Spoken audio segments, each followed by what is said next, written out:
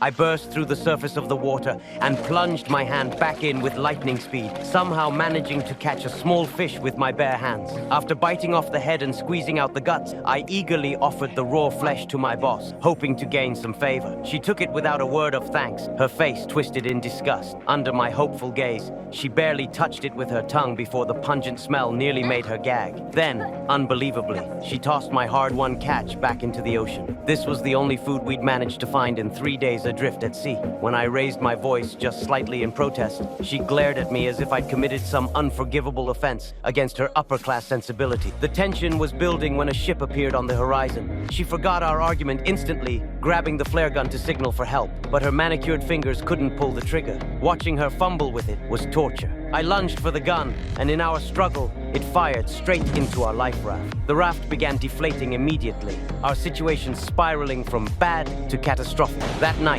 a storm hit. We clung to what remained of the raft as waves tossed us like leaves in the wind. It felt like we'd been handed a death sentence by the ocean itself. Yet somehow, miraculously, we survived until morning. An island materialized in the distance. She shook me awake, and with renewed hope, we paddled frantically toward shore.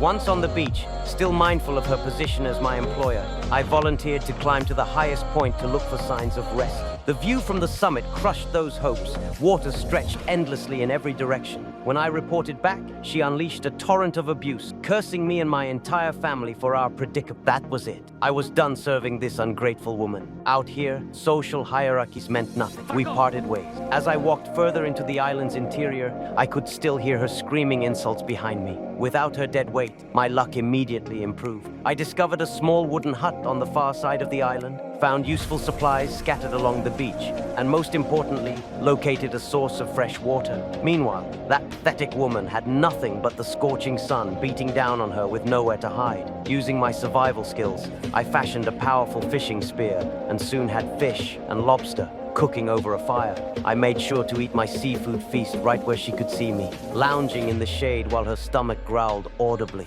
Her pride kept her from begging at first. She tried to maintain her dignity, offering me $1,000 and her gold watch for half a fish. I ignored her and started to walk away with my remaining food. That's when her aristocratic facade finally crumbled. She dropped to the ground, desperately pleading for just a scrap of food, her voice cracking with genuine desperation for the first time since I'd known her.